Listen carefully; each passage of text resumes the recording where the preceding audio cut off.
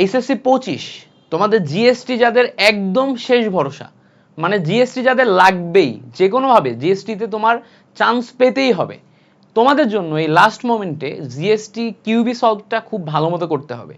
জিএসটির জন্য ইফেক্টিভ ওয়েতে কিউবি তুমি ঠিক কিভাবে সলভ করতে পারো, কোন কোন সোর্স, কোন কোন ম্যাটেরিয়াল পড়বা, কিভাবে পড়লে ইফেক্টিভ হবে, কি কি ভুল করা যাবে না, ইচ অ্যান্ড এভরিথিং নিয়ে আমি ধাপে ধাপে তোমার সাথে কথা বলবো এই টোটাল ভিডিওটা জুড়ে। ভিডিওটা শুরু থেকে শেষ পর্যন্ত দেখো, হয়তো তোমার জন্য অনেকটাই হেল্প করবে, বেশ কিছু আইডিয়া পাবা তুমি। চলো আমরা দেরি না করে একদম মূল ভিডিওতে চলে যাই। জিএসটির ক্ষেত্রে তুমি যখন কিউবি সলভ করতে যাবা তখন তোমার সামনে অনেকগুলো অপশন আসবে। অনেকগুলো অপশনের মধ্যে প্রথম কথা হচ্ছে মেইন বই এমসিকিউ এর কথা বলবে অনেকে। জিএসটির জন্য মেইন বইয়ের এমসিকিউ বেশ গুরুত্বপূর্ণ, এখান থেকে এমসিকিউ ভালোই চলে আসে। এছাড়া অনেকে বলবে তোমার যে ভার্সিটি ক কিউবিটা করো, ভার্সিটি ক কিউবিটা করো। আরেকটা সোর্স হচ্ছে ডেডিকেটেড জিএসটি কিউবি, এটার কথা অনেকে বলবে।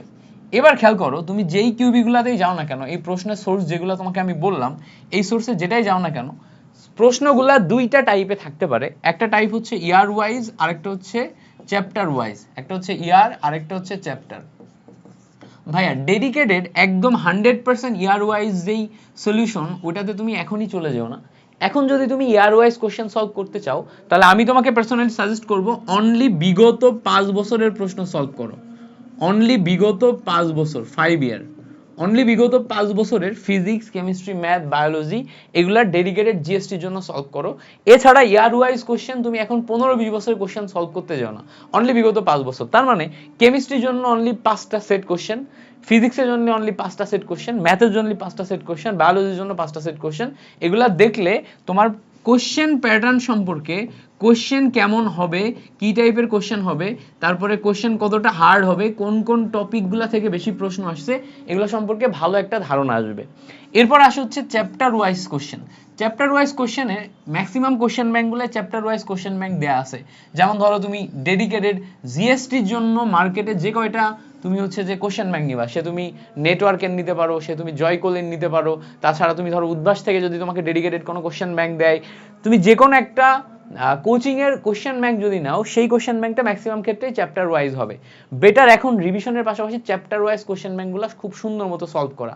চ্যাপ্টার ওয়াইজ কোশ্চেন ব্যাংকে যখন যাবা, চ্যাপ্টার ওয়াইজ কোশ্চেন ব্যাংকে যে জিএসটি রিলেটেড যে কয়েকটা ইউনিভার্সিটি আছে, এই ইউনিভার্সিটিগুলোতে সবচেয়ে বেশি কোশ্চেনগুলোতে ফোকাস করবা। যেমন ধরো জিএসটির ভিতরে চ্যাপ্টার ওয়াইজ কোশ্চেনের মধ্যে জাস্টের কোশ্চেন, তারপরে ইসলামিক ইউনিভার্সিটির কোশ্চেন, এইচএসটির এক্সাম তো হয়ে গেছে, তোমার হচ্ছে জাস্টের কোশ্চেন, ইসলামিক ইউনিভার্সিটির কোশ্চেন, এই টাইপ ইউনিভার্সিটিগুলোর কোশ্চেনে একটু বেশি ফোকাস করতে হবে। এগুলা থেকে সবচেয়ে বেশি প্রশ্ন আসতে দেখা যাবে সামনে, মানে সম্ভাবনা অনেক বেশি, বুঝতে পারছো? সো এই ইউনিভার্সিটিগুলোর কোশ্চেনে একটু বেশি ফোকাস করবা। এখন চেষ্টা করবা যে কোশ্চেন ব্যাংক যখন সলিউশন করতেছো, তখন প্রত্যেকটা চ্যাপ্টারের উপর ডেডিকেটেড ফোকাস করা, ওই জায়গা থেকে সম্ভাব্য যত ধরনের প্রশ্ন আছে সবগুলাই করা। এমন না যে তুমি শুধুমাত্র জিএসটির প্রশ্ন সলভ করতেছো, এইটাতেই যেই টাইপের কোশ্চেনগুলো সেগুলাই আসবে। অলরেডি তুমি জেইউতে, আরইউতে, চিটাগং ইউনিভার্সিটিতে যে সমস্ত প্রশ্নগুলো ফেস করছো, এগ্রিতে, মেডিকেলে যে সমস্ত প্রশ্নগুলো ফেস করছো, এই সিমিলার টাইপের প্রশ্ন তোমার জিএসটিতে কিন্তু আরেকবার দিয়ে দিতে পারে। সো এই টোটাল ওভারঅল কোশ্চেন ব্যাংকের ক্ষেত্রে যা যা প্রয়োজন, এই সব কিছু তুমি গোছানোভাবে সলভ করবা। ট্রাই করবা শুরুর দিকে ট্রাই করবা, যেহেতু এখনো তোমাদের পরীক্ষায় ভালোই সময় আছে, শুরুর দিকে ট্রাই করবা ইচ অ্যান্ড এভরি কোশ্চেন 3-4 বার করে সলভ করতে, ইচ কোশ্চেন 3-4 বার করে সলভ করতে, ঠিক আছে? ইচ কোশ্চেন 3-4 বার করে সলভ করতে একদম শুরুর দিকে ট্রাই করবা। প্রত্যেকটা কোশ্চেনে ভালো করে ফোকাস করবা, রাফ করে করে ক্যালকুলেশন করবা, প্রশ্নটাতে ফোকাস করবা, প্রশ্নটা মুখস্থ করে ফেলা, প্রশ্নটা একদম মাথার ভিতর ঢোকায় ফেলা, প্রশ্নটা বোঝা, প্রশ্নটাকে ভেঙে ফেলা, খণ্ড খণ্ড করে ফেলা, তারপরে উত্তরটা বারবার প্র্যাকটিস করা। যেই সমস্ত প্রশ্নগুলো তুমি বুঝো না, সেগুলা তুমি বুঝে নেওয়ার ট্রাই করো যে কারোর থেকে। তুমি আমার ক্লাস দেখে বুঝতে পারো, বা অন্য যে কোনো ভাইয়ের থেকে বুঝতে পারো, কিংবা তোমার ফ্রেন্ডের সাথে ডিসকাশন করে বুঝতে পারো। বাট ট্রাই করবা প্রশ্নগুলো বুঝার, যেগুলো তোমার কাছে কঠিন লাগে সেগুলো বোঝার, সেগুলো ভেঙে ভেঙে বোঝার, বুঝে তারপরে তুমি এই কোশ্চেনগুলা একদম A to Z বুঝে নিয়ে প্র্যাকটিস করে তারপরে তুমি আগাও। এবার খেয়াল করো, তোমাকে আমি একদম ডেডিকেটেড বলবো যে কোনো একটা পাবলিকেশনের চ্যাপ্টার ওয়াইজ কোশ্চেন ব্যাংক নাও। যে কোনো একটা পাবলিকেশন, তুমি একাধিক পাবলিকেশন একসাথে নিতে যাও না, মানে উদ্ভাসু করলা, আবার জয় করলি, আবার নেটওয়ার্ক, আবার ধরো অমক তমক, বুঝতে পারছো? সব একসাথে করতে যাও না, যে কোনো একটা নিবা, একটা নিয়ে ওই একটাই গো থ্রু করবা, এবং ওই কোশ্চেন ব্যাংক অন্তত একবার ভালো করে শেষ করবা। একবার ভালো করে শেষ করার পর 4 থেকে 5 বার তুমি যদি সম্ভব হয় রিভাইজ করবা, 4 থেকে 5 বার সম্ভব হলে রিভাইজ করবা, রিভিশন দিবা 4 থেকে 5 বার। এটা হলে সবচেয়ে বেটার হয়। আর যাদের ভার্সিটি ক কোশ্চেন ব্যাংকটা খুব ভালো মতো শেষ করা আছে, এটা ভালো মতো শেষ করা আছে, এইটাই তুমি 3-4 বার আরো রিভিশন দাও, এটা আরো 3-4 বার রিভিশন দাও, এটা তোমাকে অন্য লেভেলে হেল্প করবে। বিকজ ঘুরে ফিরে ভার্সিটি কয়ের যে কোশ্চেনগুলো আছে, এই কোশ্চেনগুলাই হচ্ছে তোমার স্ট্রেংথের জায়গা। এই কোশ্চেনগুলো তুমি যদি ভালো করে প্র্যাকটিস করো, এগুলা থেকেই তুমি বিভিন্ন জায়গাতে প্যাটার্ন কমন পাবা, টাইপ কমন পাবা, এইগুলা থেকেই তুমি সব জায়গাতে ঘুরে ফিরে প্রশ্ন পাবা, দেখবা ঘুরে ফিরে এগুলাই আসছে। সো তোমাকে এখন প্রশ্ন সলভ করতে যে মাইক্রো লেভেলে ফোকাস করতে হবে। ধরো একটা প্রশ্ন তুমি পড়তেছো, সেই প্রশ্ন পড়তে যে একদম মাইক্রো লেভেলে, ধরো প্রশ্নটা তোমার কাছে কঠিন লাগছে, আগে প্রশ্নটা ভালো করে পড়ে দাগায় প্রশ্নটাকে ব্রেকডাউন করে ফেললা যে এই প্রশ্নের এই কয়টা পার্ট আছে, তারপর এটা সলিউশনটা ভালো করে দেখলা, ফর্মুলা বারবার লিখে লিখে প্র্যাকটিস করলা, ধাপে ধাপে যে কয়টা ক্যালকুলেশন আছে ক্যালকুলেশন স্টেপগুলা করলা। ধরে নিবা একটা প্রশ্ন করার সময় কখনোই এরকম টার্গেট নিয়ে পড়বা না যে আমার এখন 100 বা 1000 এমসিকিউ সলভ করতে হবে, সো আমি খুব দ্রুত একবার দেখে যাই। এই সময় কোয়ান্টিটির চেয়ে কোয়ালিটিতে বেশি ফোকাস করো।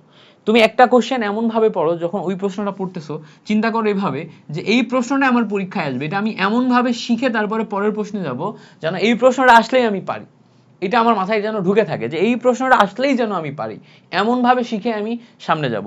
তাহলে তুমি এই জায়গাতে বেটার একটা আউটপুট দিতে পারবা।